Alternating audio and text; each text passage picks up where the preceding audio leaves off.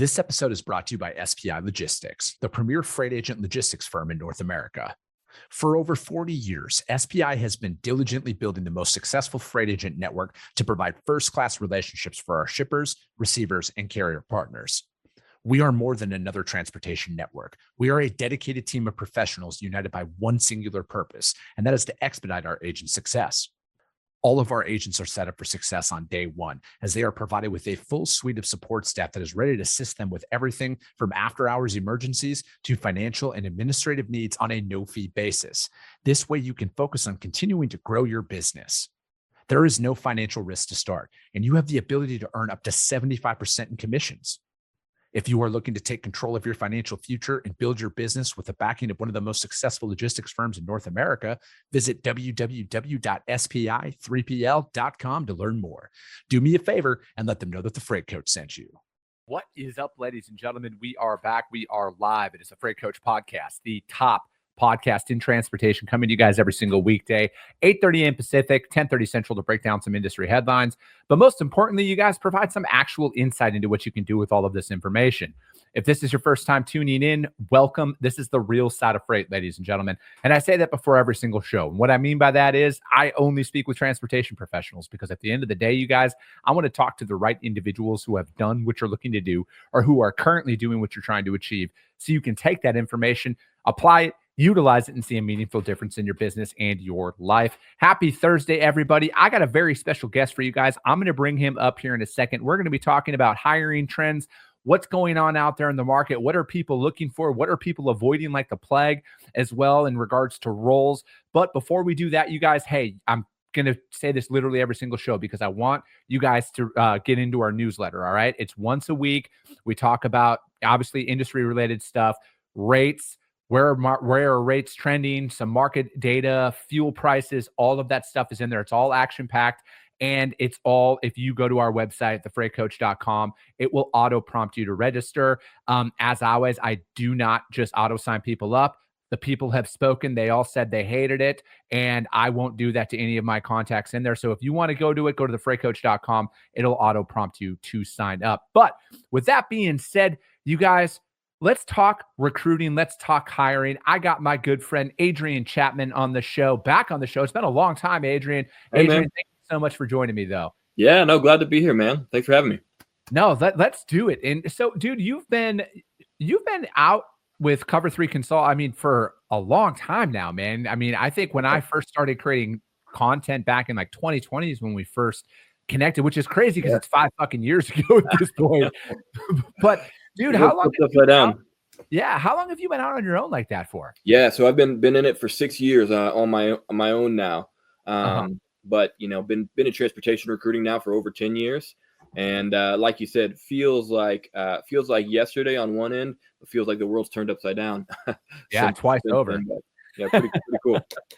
So, dude, what's been going on out there, man? Like, I think this year is, I personally don't think there's going to be any drastic changes in the overall freight market as a whole. I think that it's going to be eerily similar to 2024. I think there will be some small changes, but I don't think there's going to be anything drastic that happens. But, you know, at the end of the day, I think there's a lot more. I will say this, from my cold calling, prospecting, everything I'm doing out there, the shipper sentiment is definitely a lot more positive right now than it was in Q4 of 2024. There's a lot more, I would say there's more optimism. Now, that does not mean that there is a shitload of opportunity, that they're signing everybody up. None of that, but there's a definite tonality shift out there.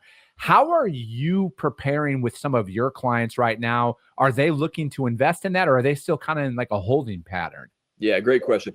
So I would mirror that to answer with who we work with, right? Freight brokers, freight forwarder, transportation tech, distribution, warehousing, all of that. Generally, the sentiment right now is better than it was last year. If you look at the data, though, the numbers, I would say that not all that different. Like, you could look at like the Bureau of Labor Statistics numbers for January came out, and they're like slightly up, from I guess December, but maybe they're down from a year ago. Yeah. But if you look at pre-pandemic numbers, they are higher, right? So there's more jobs in this space now. Now, if you look back to 2022, 2023, like we've dropped significantly, right? That's why you're seeing things like the layoffs and a lot of the merger and acquisitions business happening. But then, I mean, we lag, freight demand, consumer demand. Yeah. And so if you look at any data points there, tender rejection rates or, whatever the thing is, we're still kind of here, right? We're still kind of here. And I can post a chart afterwards here, but like generally it looks like there's like a slight upward trend. Is that due to,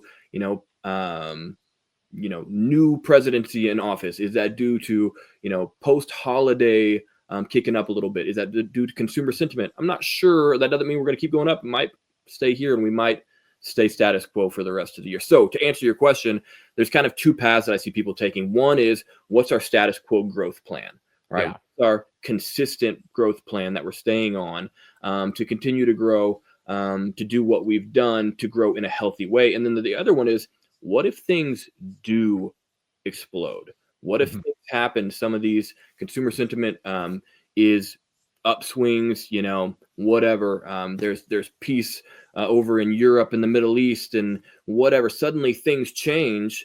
Well, then we have kind of this plan where we're talking about, all right, we've got kind of that second hiring plan that we've talked about.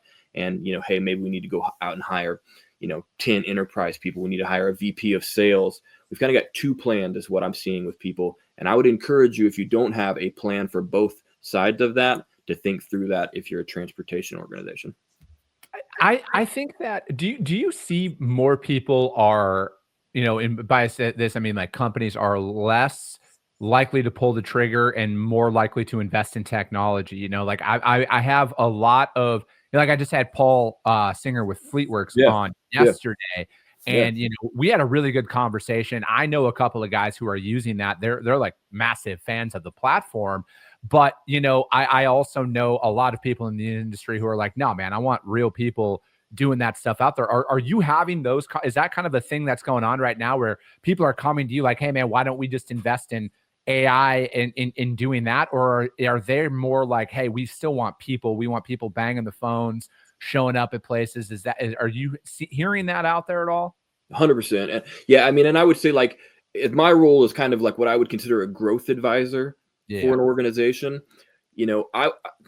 There's the old good to great example of like fire bullets before cannonballs. So my answer is try it. Like, don't go drop the farm on an AI tool that you don't know if it's going to work for your organization. Make sure you've got your blocking and tackling down for, somebody hitting the phones, operating freight, moving freight, whatever that is. Make sure your blocking and tackling is down.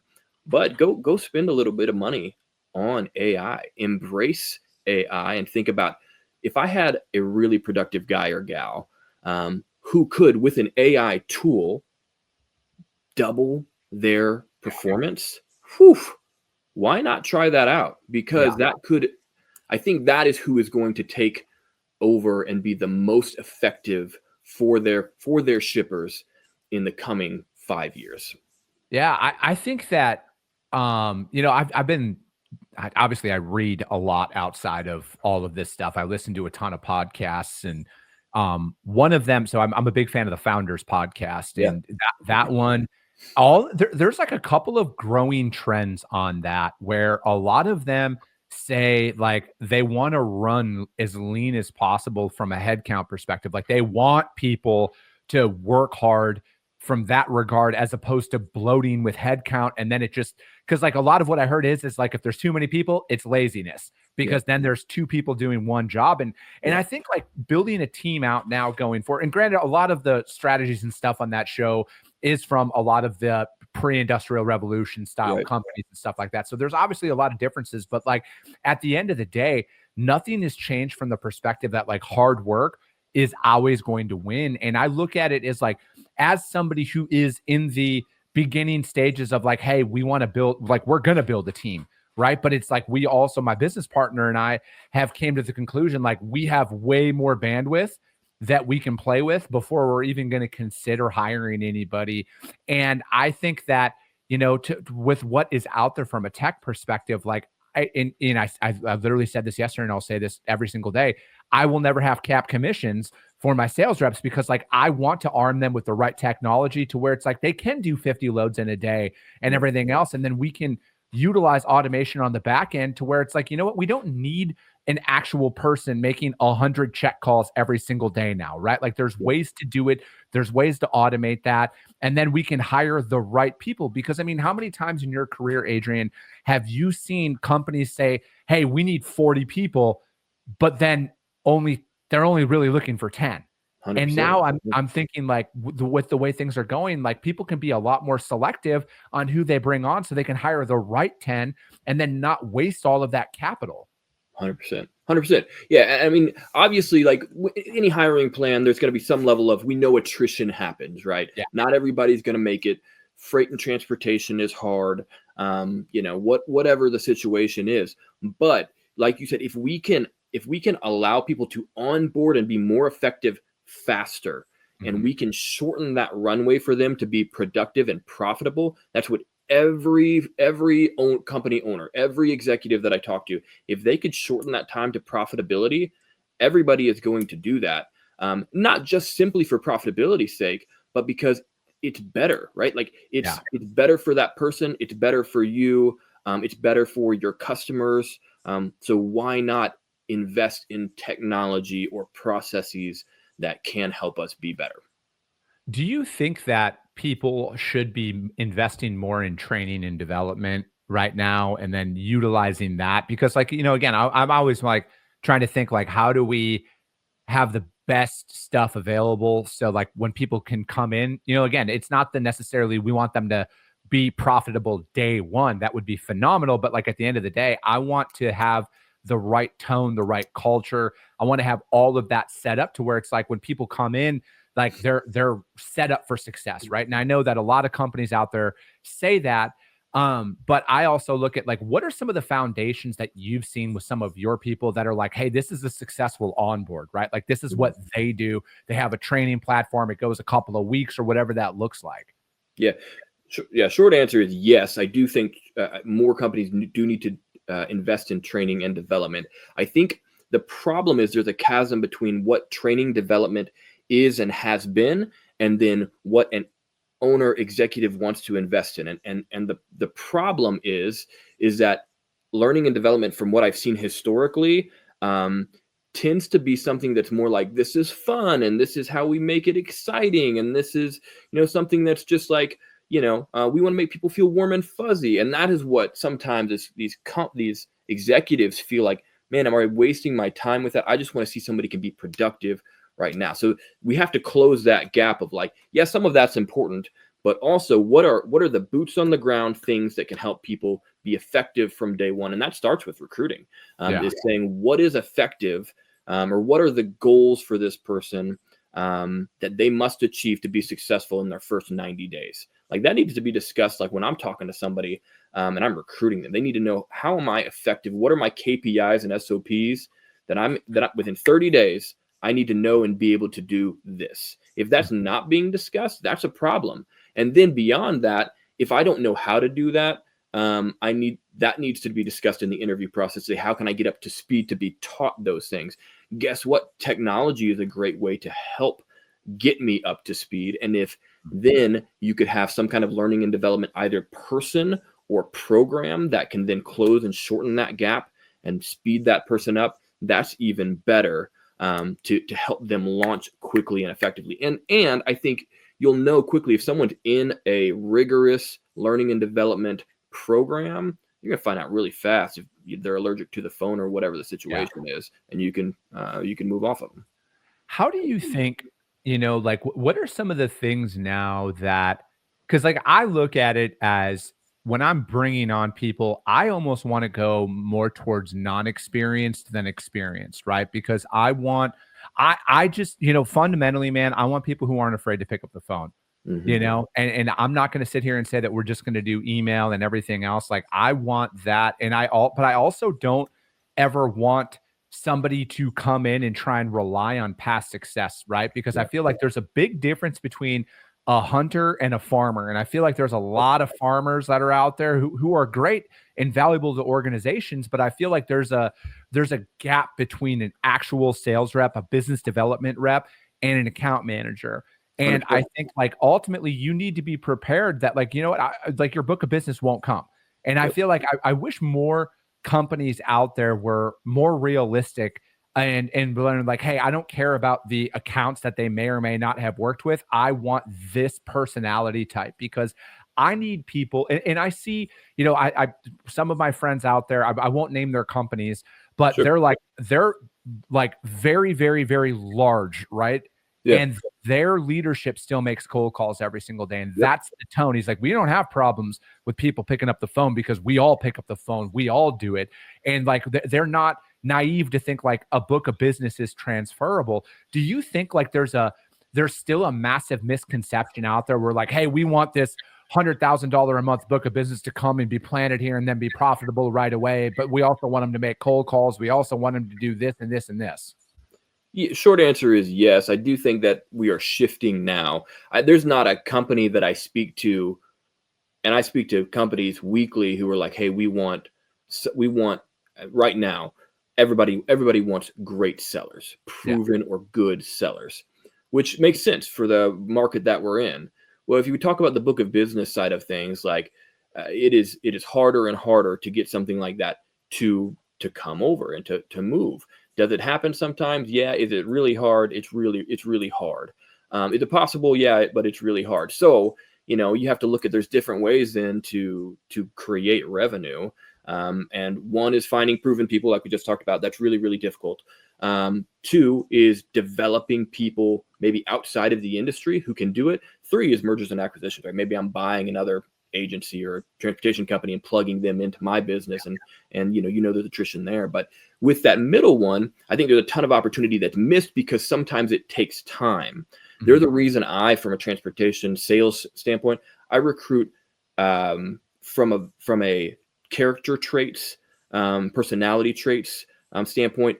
Often we recruit a lot of former college athletes, military people who have been in a rigorous program where they have gotten kicked in the teeth over and over and over, and they've had to prove discipline over and over and over. And that could be anything. That could be music. That could be that could be a lot of different things. But you want to find someone who has done that, and they have said, "Hey, I'm going to get back on the saddle every single day, and I'm going to learn from it. I'm not going to let it define me. How can I improve off of that?" If that makes sense. No, it makes perfect sense, right? Like I want people with that confidence because like at the end of the day, man, I want somebody who's going to come in and be like, dude, I'll make 50 cold calls every single day for you until we get this up and running. And then I'll continue to do it. Right. Like it's just that mentality that comes along with it because there is no guarantee out there. Right. But like, I just look at it like this fundamentally, man, there's only one thing I cannot teach somebody about transportation. And that's the ability to have a work ethic. Like either you have one or you don't, you know, and we want people to go out there and really like, I just look at it as like, I want those individuals who are, yeah, man, I've been doing this for 10 years. I'm still not afraid to make cold calls. Like I'm not looking for that out because I feel like there's a lot of individuals, and I know I know I was at that point once as well, where it's like, hey, I'm just going to do this until I get to a certain point. Then I'm looking to coast with a couple of customers, you know? Yeah, right. But I feel like if you're going to, like, I want to see more companies actually define what a sales rep is, business development rep, and then an account manager, and then look for both, right? Because you can't have both. You can't have somebody who's willing to go out there, develop business, go knock on doors, make cold calls, and then manage an entire book of business. I think there's two completely separate roles there. I 100% agree with you. And I'm curious on your thoughts on this because like a lot of times when I'm recruiting, you know, whether it's an enterprise role or a, you know, mid-level role for sales or even a leadership sales, or sometimes I'll get leadership sales roles. And, you know, I want to know if someone's been doing it because to me, like, I'll go back to my sports example. Like I was a college football coach for a couple of years when I got done playing, and it didn't do it for me. Like it was fun, but like I enjoyed playing so much more than I enjoyed coaching. And I'm not saying one is wrong, but I'm saying for me, it also like if I try to go back and coach now, I wouldn't be a very good coach because I haven't played or coached in years. And so I think the same could be said. Someone's been out of it for a long time and you haven't actually produced anything for years. How do you really know how to coach well? And for me, why would you not want to say, man, put me in, let me go, be the tip of the spear. Let me go make some calls. Like I want to do that. Like I'll never not do that because I enjoy it too much. I enjoy being a part of that process. So I'm curious for you, like, have you kind of in building your business, do you see traits that translate more than others when it comes to sellers or to freight professionals? I think that there's a very discernible difference between a quality coach and a quality player, right? Because I'm right there with you, Adrian, where it's like I don't want a sales leader, air quote, on my floor that is afraid to do the job that they're supposedly supposed to be coaching. And I think like that's what you see out there is because, I will be one of probably the only people to admit this publicly. Developing business is fucking hard. All right. The rejection that comes along with it sucks. I will admit it. I'm not going to try and put myself on a pedestal and, it affects me. This is how I fucking support my family. All right. So it is very personal for me. But at the end of the day, man, when you're a sales leader, you have to lead from the front. And that is one thing that my business partner and I, we will continue to do. We are going to lead from the front. I can resonate with people. Like if we hired people, like if we had the revenue that came in and we could hire 10 people today, Adrian, there is nothing that any one of them are going to do that I don't know how to do, or my business partner doesn't know how to do. I think that's what makes a quality organization. Now, granted, there's different scopes and sizes of companies out there. I don't ever want somebody who's an air quote VP of whatever inside of my company that won't walk the walk.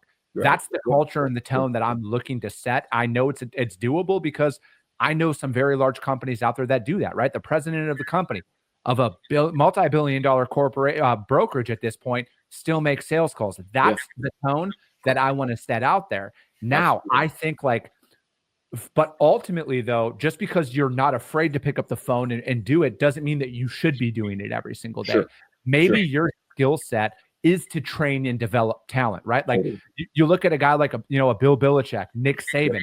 Why are they quality leaders out there? Because they don't accept mediocrity. All right. And Nick, one of my favorite lines out there from a guy like Nick from Nick Saban is we don't practice till we get it right. We practice till we don't get it wrong. And that is where I think a lot of sales reps are misled, is because they're out there practicing to get it right a couple of times. They're not out there practicing and living that day in and day out. And that's why I said that there's a very discernible difference between a sales rep and an account manager. Because if you want a killer, if you want a straight up savage out there developing a book of business, they don't want to sit behind a fucking computer all day and manage freight. All right. They want to go out. They want that hunt. That is where that's my love is building. All right. I don't want to sit back and manage. I fucking hate managing.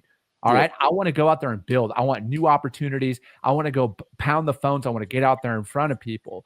And I feel like that is the type of individual that we need and that a lot of organizations are looking for, but they don't want that. And I think, though, that like some people think when they get into leadership, that's when they can coast. They're like, I got the 200K salary now. I got the office. I'm going to go in and shut the door. And then I'm going to fire off emails to the people on the front lines. Why aren't your call volumes up? Why aren't you this?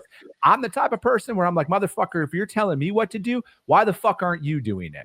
That's also why I work for myself, because I cannot fucking take orders from somebody who's not willing to do the work. Well, and you go back to the Belichick and the Saban example, like, and those guys, they know what good looks like because talk about work ethic. I mean, nobody's working harder than those guys. Nobody's there before them. Nobody's staying later than they are, and they're deep into the film. They know what excellent looks like more than anybody in the world because they've seen so many reps. They can coach on that all day because they're deep into it and they're willing to walk the walk. Yeah, and I think like that's another thing too, man. Is you can't, and again, I'm not perfect. I'm not going to try and sit here and say that I am, but you can't expect your team to do shit if you're not willing to do it. If you're coming in later, like I just like, one of my biggest fucking pet peeves when I worked for somebody is why the fuck do I need to be here at 6 a.m. but you show up at fucking 8? Fuck Right. you. Right. You know, why do I got to stay till 5, but you leave at 3:30? Go fuck yourself. Right. You know, I feel like, but again, back to your Saban and Belichick thing, that's why they were successful, because they were there first and they stayed last. Yeah. No matter what. And that's the type of tone and culture that I'm looking to build inside of my company. And I'm not going to sit here and say that that's going to be every day. Yes, I'm a father. I have a life. There's going to be times, but I want, and I think like this is what a lot of leaders out there, you should, if you want your team, set the fucking tone. You're the leader. Yeah. You set the expectations. Yeah. We all need margin in our lives, but we also have to have expectations on what good looks like. Right. And we go back to recruiting, like we talked about earlier, if that can't be defined from the get-go, and I don't know, if we're not constantly saying, hey, here's where I need to be and why I need to be there, and I'm not given the tools to get there, well, then, if I don't know what good looks like, then that's my fault as a leader if I didn't set you up for success. But if that is set, then there's no excuses for not achieving that if I've got the tools and I know how high to jump. No, I'm right there with you, man. And I think like there's a lot where it's like, I don't necessarily need or want the most talented player. I want the right player for the system, and I think like that's another thing too. And we can go on for hours and hours about this. And it's how many companies don't actually have a system. Their air quote system is here's a couple hundred companies dial, find us great, And that's where it's like, I'm very fortunate to have the business partner that I do, because like, we built out an entire training platform for carrier sales, customer sales. Like our whole thing is we are going to develop talent. All right. Like we are going to set the expectations. We are going to develop talent, but we're going to be out there leading from the front. It's going to be as simple as that. There's not going to be a job inside of my company. And this is just something that maybe it's just the Midwest in me, man, at the end of the day, but I don't ever want to have a role inside of my company that I can't physically do myself. Right. Like I just feel like I'd be failing as a leader. Like when we buy trucks one day and we have trucks, I'm going to get my fucking CDL at that time. Right. You want to know how to do that. Yeah, exactly. I want to be able to do that. Right. Like I've already loaded trucks, but once we have warehousing, I'm going to get forklift certified and I'm going to load fucking trucks too, just because I feel like at the end of the day, man, that's the system and that's the culture and the tone that I want to set is I want to be able to say that I can do every job. I might not be the best at it, but I want to say that I can fucking do it. Right. And I want to be able to resonate with people though, because I feel like ultimately when you're building a team and you're developing talent, when I can resonate with that sales rep who's just been told no for 6 straight months, like, hey man, I've been there. This is what we've done. And then like, you can go back and you can go through like, hey, this is what worked for me, right? Like this is the stuff that I listened to outside of work. These are the books that I read. And then they're going to see me actively doing it, because like, I think like it just brings a different level of respect from the team. Right. And I know that this is all perfect scenario style shit right now, but I would argue that more people than not are not walking the walk that they're preaching that you should be doing out there inside of an organization. Totally. Yeah. Well, and that's, I mean, the thing you're talking about here is culture, right? Like at the end of the day, like, and I know culture is like a buzzword everybody talks about, but culture is the difference maker in so many transportation organizations, and it's palpable. Like the places where we place people and they go and they succeed, and these people are winning great recruits and great people and winning bids and tons of freight. Culture is very different, right? And a big part of that is I'm watching that person above me walk the walk. They believe in me and they're giving me the tools that I need to get where I want to go. Therefore, we are getting to where we want to go. Yeah. And I think like that is one thing where I feel like it say 2025 doesn't improve as a freight market, right? I do not hope that that's the case, but ultimately, what are you going to do this year to invest in capturing the market shift when it actually happens? Are you going, and I think like that's the thing, instead of looking externally, what can you work on today internally? What can you do to prepare yourself for that? So when people come in, because again, if you're shuffling through people, eventually you got to look in the fucking mirror and be like, maybe it's me. Maybe it's not everybody else. Because I can guarantee you this. Not everybody sucks. All right. Like not everybody sucks. 100%. 100%. Yeah, absolutely. Man. Well, dude, I appreciate it, Adrian. Thank you so much for joining me today. How does anybody reach out to you? Maybe people are looking for talent. They're looking for anything. How do they reach out to you to find out more about what you got going on? Man, first of all, thanks for having me on. I appreciate it a ton. Was fun. We'll do it again sometime. Hopefully have you back on mine. But yes, if you want to reach out to me, I'm on LinkedIn, Adrian Chapman. If you want to go to our website, check it out, www.cov3consulting.com. Would love to say hi to you. Perfect. I appreciate it, man. If you guys can't find Adrian for whatever reason, hit me up. I'll gladly put you guys in contact with him. But that's going to be it for today, you guys. We got a guest coming on for tomorrow. As always, if you guys got value in what you heard, subscribe to the show. If you're feeling really ambitious, I can't even speak because I went to public school. If you're feeling really ambitious, which you should be, rank the show as well, you guys, on iTunes and Spotify, because if you saw value, that's what's going to get it out there so your network can see value as well. I appreciate you guys. I love you guys, and we'll be talking to you soon.